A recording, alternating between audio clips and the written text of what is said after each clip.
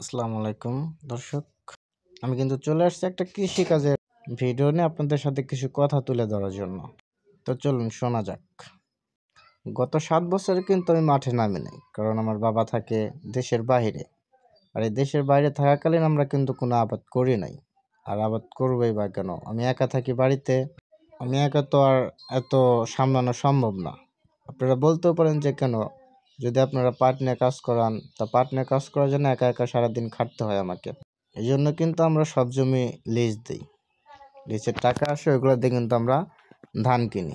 ধান কিনে কিন্তু সেটা আমরা চাল করে খাই আর কি। এবার আসেন আরেকটা কথা বলি এখানে। আমরা যখন ধান কিনতে যাই তখন দেখা যায় যে ধান বিক্রি করতে চায় না কেউ। অর্থাৎ তখন আমরা দেখি খাওয়ার চালই পাই না। কেউ ধান বিক্রি না করলে কিভাবে আমরা কিনবো? এটা অনেক দাম বেশি চায়। এর জন্য যে খাওয়ার যে চালটা, এটা কিন্তু আমরা পাই না। হাটের থেকে কিনতে গেলে কিন্তু ভালো ধান পাওয়া যায়। এবার দীর্ঘ 7-8 বছর পরে, কারণ ওই যে বললাম না, খাওয়ার চাউল পাওয়া যায় না, কেউ বেচতেই চায় না, আমরা কিনবো খাবো কি? এই জন্য কিন্তু আমি আব্বুকে বলছিলাম, আব্বু কেউ ধান বেচতে চায় না। এই জন্য যত কষ্ট হোক আমি 1 বিঘা আবাদ করব। তো প্রথম দিন কিন্তু আমরা বীজ দিব। তো সাথে আমার কিন্তু একটা বন্ধু ছিল, এই কারণে আমার অনেক কষ্ট কম হয়েছে।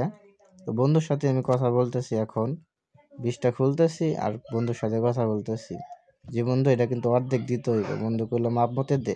তো আমি মাপ মতে দিতেছি আর মাপতেছি যে কতটুকু হইলো। বন্ধু কইলো আরেকটু দে, তবে আমি আরেকটু দিলাম। তারপরে বন্ধু কইলো আবার আরেকটু দে, আমি আবার দিতেছি। তো দেওয়া শেষ হয়ে গেলে যাবো আমরা খেতে। তো আমার কিন্তু মাপ মতে দেওয়া শেষ। বোতলটা এখন আমি একটা এখানে রাইখা দেবো, কারণ 1 বিঘা খেতে কিন্তু 2 ডোব দিতে হয়। পোকার যে ওষুধটা আপনারা দেন 2 ডোব দিতে হয়। তো 1 ডোব শেষ, যেটা আমি ছিলতেছি আর কি, এটা একটু দেয়া মিশায়া নিয়ে কিন্তু আমরা যাবো খেতে। তো আমি যে প্যাকেটটা ছিটতেছি, এটা প্যাকেটের মধ্যে কিন্তু ওষুধটা ছিল অনেকটাই চানাচুরের মতো, আপনারা যে চানাচুর খান ওরকম। তো আমি বন্ধুকে বলছিলাম যে এটা কি গলবো? বন্ধু গুলো ঢাইলা দে। ঢাইলা দেওয়ার পরে ওইটা দিয়ে ঘুটলে হইব, আর আসলে যেটা দিয়ে বিষ বাড়ায় ওইটা দিয়ে ঘাটলে হইব। তো আমি আর্ধেক গলানোর চেষ্টা করতেছি, তারপরও গলে না দেখি। তো বন্ধু কইলো পানির মধ্যে দিয়ে তাইলে এগুলা যাইব। পানির মধ্যে ডাইলা দিলাম, তারপরে দেখা যাক কি হয়। পরে এটা দিয়ে দেখি ঘাটলে অনেকটাই মানে যে দুধের মতো হয়ে যায়। পানিটা সব সাদা হয়ে গেছিল। সাদা হয়ে যাওয়ার পরে কিন্তু আস্তে আস্তে আবার পানি যেরকম সেরকম হয়ে গেল, মানে হালকা সাদা। প্রথম দেওয়ার সাথে সাথে কিন্তু একটু ফেনা উঠছিল আর কি। এটা আমি প্রথম বুঝতে পারিনি আসলে কিভাবে কি হইব। আমি ঘাটতেছিলাম, বন্ধু বলছিল হয়েছে, কিন্তু আমি যতই ঘাটতেছিলাম ততই পানিটা সাদা হয়ে যাচ্ছিল। এই জন্য ভাবলাম যে আরেকটু ঘাটতে হইব, তাইলে আরো হইব। ভালো করে মিক্স না করলে ওষুধটা নিচে যা থাকবো। তো ঘাটা শেষ, এখন আমি আটকাই দিতেছি। তো এবার এখান থেকে যে পানিটা নিতেছি, আমার ক্ষেতটা অনেক দূরে, এখান থেকে কাঁধে করে নিয়ে যাইতে হইব। এটা হচ্ছে প্যারা। তো যাই হোক, প্যারা না হয়, আবাদ করছি, বীজ তো দিতেই হইব, তাই না? তো বন্ধুরে কইলাম ধর দেখি, তুইলা দে আমার কাঁধে। বন্ধু কইলো পারবি তুই? পরে অগ্নি উঠলাম, খাড়া হইলাম। অনেকক্ষণ ধরে হাঁটতেছিলাম, তো অনেক পরে ভিডিও চালু করা হয়েছে। এই জন্য কিন্তু আমি দেখাইতে পারি না যে পুকুরটা থেকে আমার খেত কত দূরত্ব আর কি। তো যত দূরেই হোক সেটা ম্যাটার না, বীজ তো দিতেই হবে, কষ্ট তো করতেই হইব, না হলে কিন্তু পোকা সব শস্য খেয়ে ফেলবে। তো ফাইনালি খেতটা কিন্তু আমি পেয়েই গেলাম। এই যে খেতটা দেখতেছেন, এটা হলো আমাদের খেত। তো চলুন এখন বীজ দেওয়া যাক আর কি।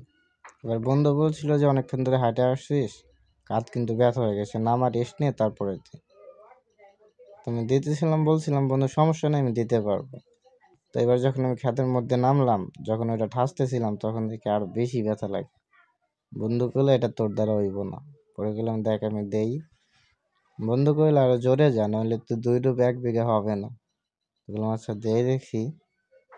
তো এটা কিন্তু হার্ড হয়ে যায় বেশি চাপলে, দেখলাম। তো থাইকা থাইকা কিন্তু আমি ছেড়ে দিতেছিলাম। যখন হার্ড হয়ে যায় তখন চাপলে নাকি পাইপ ফাইটা যায়, শুনছি আর কি। এবার আমি অনেকক্ষণ দেওয়ার পরে দেখলাম যে আমার আর হচ্ছে না। এমনিতে পায়ে ব্যথা লাগতেছে ক্ষেতের ইয়াতে, এমনি তো কাঁধও ব্যথা হয়ে যাচ্ছে।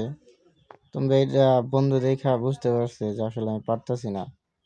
তো পরে আমি বন্ধুরে কইলাম যে না আমি পারবো, থাক। বন্ধু কইলো না আমারে দে। পরে ওরে একটু দিলাম, ও প্রথম, ও কি আর আবাদ টাবাদ করে না। ঘুরে বেড়ায়, লেখাপড়া করে, দুজন একই ব্যাচের আর কি। তো একটু দিতেছে, দেখা যাক ও কি করে। পুরো ভালোই দিল, ও খেতের অর্ধেক পর্যন্ত দিছে, তারপরে কলাম দে আবার আমারে দে। তো এই ছিল আজকের ভিডিও। ধন্যবাদ, সবাই ভালো থাকবেন, সুস্থ থাকবেন, লাইক কমেন্ট করবেন, পাশে থাকবেন।